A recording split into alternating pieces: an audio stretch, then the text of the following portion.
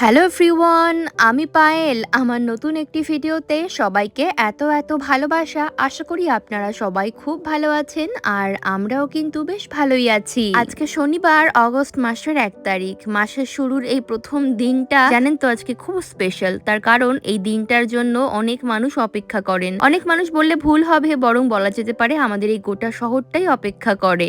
আজকে আমাদের এই শহরে হলো ফায়ার ওয়ার্কস ফেস্টিভ্যাল, যেটাকে জাপানিজ ভাষায় বলা হয় হানাবি। তো সেটা আজকে দেখতে যাব।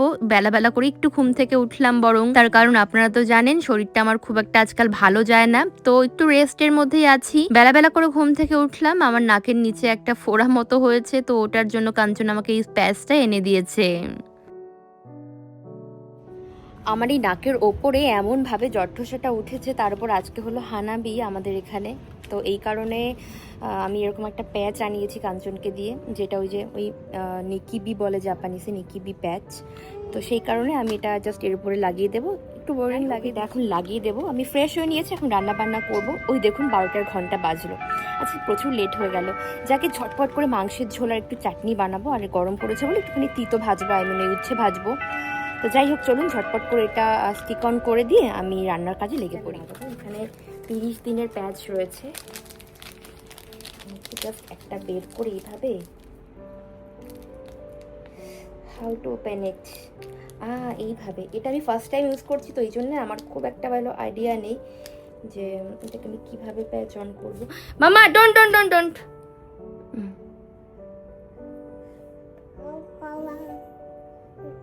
জানি না, বোর্ডিং লাগিয়েছি বলে হয়তো ঠিক করে নাও আটকাতে পারে। এই আটকে গেছে, দেখুন দেখুন কি সুন্দর আটকে গেছে। এ নাড়াস না বাবা, দাঁড়া, সবাইকে দেখায়, দাঁড়া।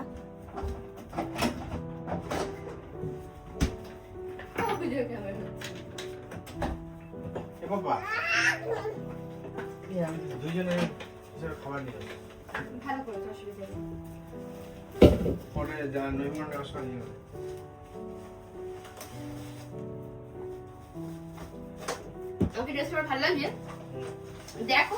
না দেখে হুঁ বললে হয় না, প্লিজ। দেখেছি তো, ঘরে ঢোকার সময় তো দেখেছি। ভালো লাগছে, এটা অনেকদিন আগে কেনা যদিও।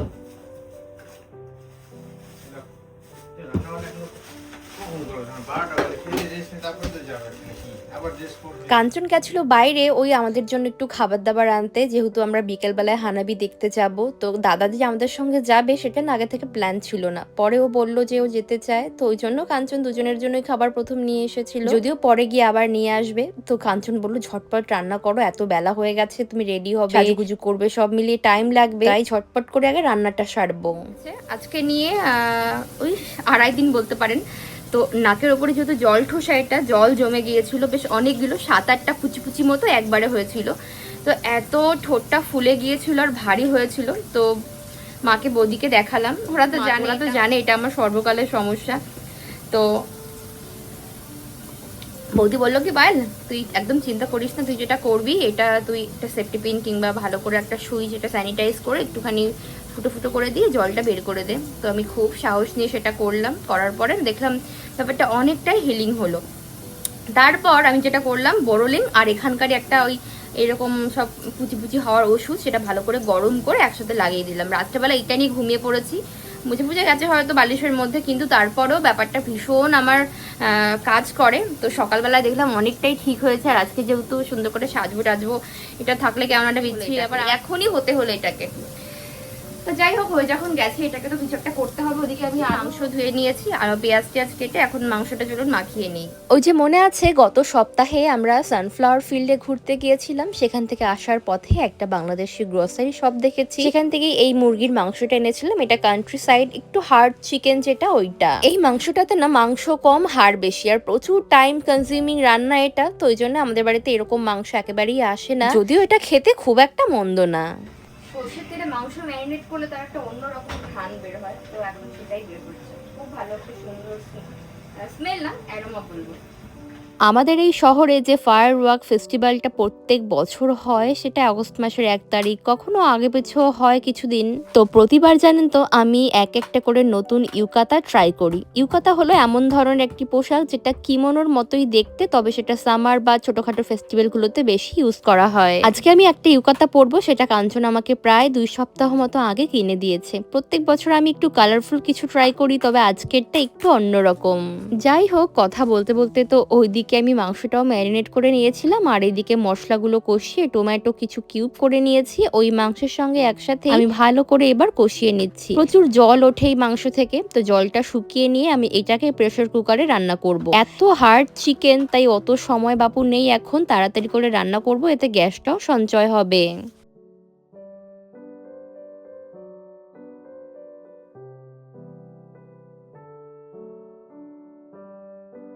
যাই হোক, তো আমি প্রেসার কুকার বের করে নিয়েছি, এখন প্রেসার কুকার করবো। মাংসটা অনেক শক্ত এই মুরগিগুলো, মোস্টলি আমাদের বাড়িতে এরকম মুরগি রান্না হয় না, অতক্ষণ সময় দিয়ে রান্না করতে একটু বিরক্ত লাগে, ওই কারণে আনা হয় না। তো এমনি সাধারণ যে মুরগিগুলো পাওয়া যায় নরম মুরগি, ওইগুলোই আনা হয়। তো আজকে প্রেসার কুকারে আমি মুরগির মাংস রান্না করছি। তো চলুন, ওদিকে কষানো হয়ে গিয়েছে, এখন জাস্ট কুকারে বসিয়ে চাটনিটা নাবিয়ে আমি আগে ফ্রেশ হয়ে আসি। এই জটঠোসা বা কোল্ড সোর যেটাই বলুন না কেন, এটা জানেন তো আমার মিহি পেটে আসার বেশ কিছুদিন আগেও একবার হয়েছিল, আর আবার মিহি হওয়ার পর আরো একবার এই যে হলো। তো ভাবছি আজকাল যেহেতু প্রায়শই এটা হচ্ছে, তাই আমি একবার এই ব্যাপারটার জন্য ডক্টর কনসাল্ট করব। আর তো কোনো ব্যাপার নেই, ওদিকে চাটনিটা আমার প্রায় রেডি হয়ে গেল। এখন জাস্ট আমি মিহিকে স্নান করিয়ে খাইয়ে একটু ঘুম পাড়িয়ে দেব। আমি যতই দেরি করে ঘুম থেকে উঠি না কেন, বা কখনো কখনো যদি আমার শরীরটা খারাপ হয়, আমি সবসময় চেষ্টা করি মিহির সমস্ত কিছু যেন টাইমে টাইমে হয়, কারণ ছোট মানুষ তো, টাইমে টাইমে যদি না করা হয় দেখা যাবে ওর এক সময় শরীরটাও খারাপ করতে পারে। আগে তো এই ব্যাপারগুলো একেবারেই বুঝতাম না, তবে এখন তো নিজে মা হয়ে বুঝেছি আমরা মায়েরা সন্তানের ব্যাপারে 1% রিস্ক নিতে পারি না। যাই হোক, মিহি যেহেতু ওদিকে ঘুমিয়ে পড়েছে, ওর পাপা গেছে এখন স্নান করতে, ওর পাপা স্নান করে এলে আমি ফ্রেশ হয়ে তারপর আমরা একসাথে খেতে বসবো। তার আগে চলুন আপনাদেরকে আজকে আমি যে ইউকাতাটা ট্রাই করব, পরবো, সেটা একবার দেখিয়ে দিই। এটা একেবারে 100% কটনের একটা ইউকাতা, খুব ভালো। সামার ফেস্টিভ্যাল গুলোতে এরকম কটনের পরলে গায়ে খুব একটা কমফোর্ট জোন আসে। আর জাপানে যেহেতু অগস্ট মাসে সাংঘাতিক গরম থাকে, তো সুতির কাপড় হলে যেটা হয় খুব একটা গরমও লাগে না। এদের যে ট্যাগ থাকে সেখানে লেখাই থাকে কত পার্সেন্ট কি মেটেরিয়াল রয়েছে। তো এটা যেহেতু 100% কটন, তাই কাঞ্জিতে কটন লেখা রয়েছে, তার পাশে 100%। আর এর সঙ্গে মানানসই যে লাল রঙের বো আর একটা বেল্ট দেখতে পাচ্ছেন, এটাকে জাপানিজ ভাষায় বলা হয় ওবি বেল্ট। ওটা রয়েছে পুরোপুরি পলিয়েস্টার, কারণ কটন হলে না ওর ওই ফিনিশিংটা প্লাস শাইনটাও আসবে না। এই দেশ থেকে যে প্রেসার কুকারটা কিনেছিলাম ওটা তো একেবারেই নয়েজ হয় না, তো এটা যেহেতু শব্দ হয় তাই জন্য আমি ঘরের দরজা আটকে দিয়ে রান্না করছিলাম। আর একটু ছোট সাইজের, তাই জন্য আমি আবার কড়াইতে নাবি একটু গরম মশলা ছিটিয়ে দিলাম। মিহির একটা বিশাল লম্বা ঘুম হয়ে গেল। মামা প্যাসি খোলো, খুলে ফেলো মা, প্যাসি খোলো, প্যাসি খোলো। কাঞ্চন বলো আজকে খাবারে কি কি রয়েছে লাঞ্চে আমাদের? ভাজা রয়েছে, সো চাটনি আর সালাদ যথারীতি রয়েছে, আর এই সবজি আছে ওখানে একটুখানি, মাছের মাথা দিয়ে সবজি বানিয়েছিলাম, যদিও ওটা হচ্ছে লেফট ওভার। তো চলুন আমাদের খাওয়া দাওয়া। রোববারের দিন একটু মাংস চাটনি এগুলো হলে দেখবেন খেতে খুব ভালো হয়। সারা সপ্তাহ আপনি যতই ভালো মন্দ খান না কেন, রোববারের জন্য একটা কিন্তু ভালো মন্দের লিস্ট আমাদের প্রত্যেক বাঙালি বাড়িতে থেকেই মেনু তোলা থাকে। যাই হোক, বললাম যে একটু তিতো ভাজবো, তবে শেষের দিকে আর তিতো নয়, বরং একটু চালকুমড়ো ভেজে নিয়েছি। আমি জাপানে আসার পর এই প্রথম কচি চালকুমড়ো পেয়েছিলাম, তো সেটাই ভেজে নিয়েছি। আর সত্যি বলতে আজকে যেহেতু মুরগির মাংসের ঝোলটা একটু পাতলাই রান্না করেছি, আর যেটা খেতে অসাধারণ হয়েছে।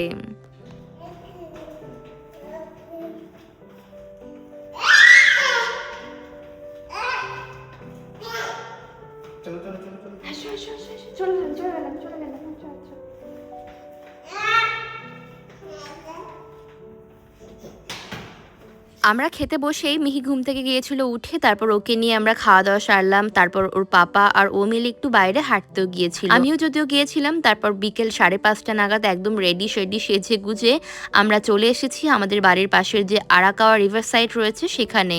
জানেন তো, আমি যেইবার প্রথম ইউকাতা ট্রাই করেছিলাম সেইবার আমি কিন্তু একরকম ভুল ইউকাতা পরেছিলাম। আমি যেটা করেছিলাম সেটা হলো এই যে বাদিকেরটা দিয়েছিলাম নিচে, আর ডান দিকের নেকলাইনটা ওপরে। তো কাঞ্চনের একজন অফিস অফিস কলিগ, উনি 2 সন্তানের মা। উনি আমাকে এই ভুলটা ধরিয়ে দিয়েছিল যখন উনি ফার্স্ট টাইম আমার ছবি দেখে ইউকাতা পরে। তবে এইবার আর আমি ভুল করিনি, এইবার আমি সঠিক করে পরেছি, যেটা হলো বাঁ দিকের নেকলাইনটা উপরে আর ডান দিকের নেকলাইনটা নিচে। আসলে এই ইউকাতার নেকলাইন আপনি কিভাবে ক্যারি করছেন সেটাই বলে দেয় এটার অর্থ। আসলে প্রত্যেকটা পোশাকের তো একটা অন্তর্নিহিত অর্থ আছে, সেটা কেবলমাত্র শরীরের আবরণ নয়। এই ইউকাতা পরে কিন্তু এদেশের মানুষ মৃতদেহের সৎকারেও যায়। তো প্রথমবার আমি ভুল করে ওরকম ভাবেই পড়েছিলাম।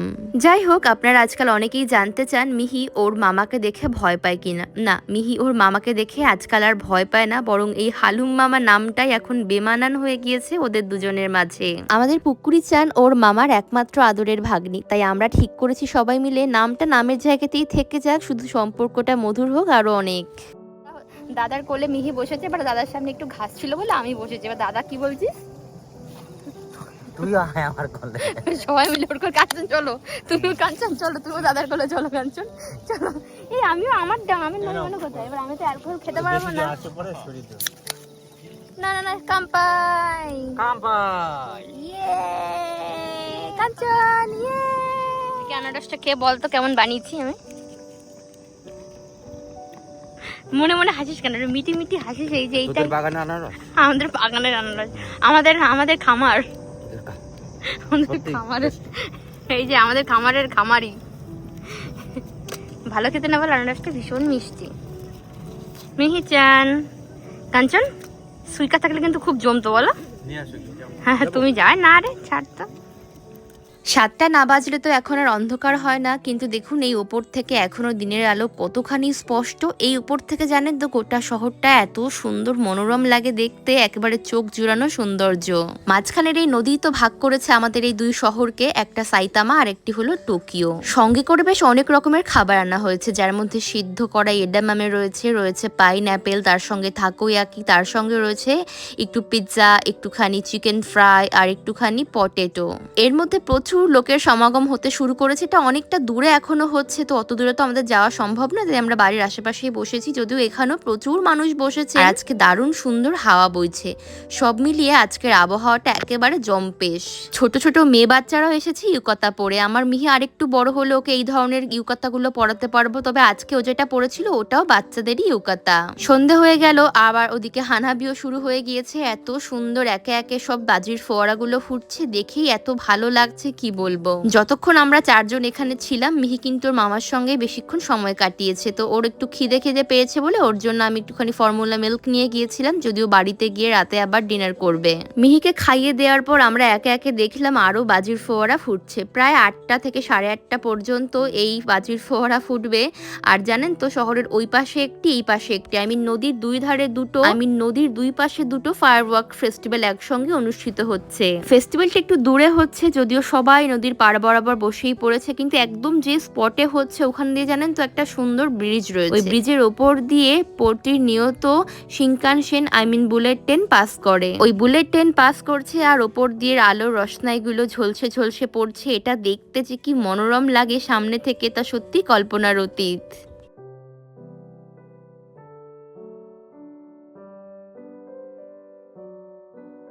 যাই হোক, আরও প্রায় 15 মিনিট মতো এই ফায়ারওয়ার্ক ফেস্টিভ্যালটা হবে। তবে শেষের সময় যেহেতু সবাই একসঙ্গে নদীর পাড় বরাবর নামবে, তাই প্রচুর ভিড় হওয়ার চান্স রয়েছে, তাই আমরা একটু আগে এখান থেকে নেমে যাব।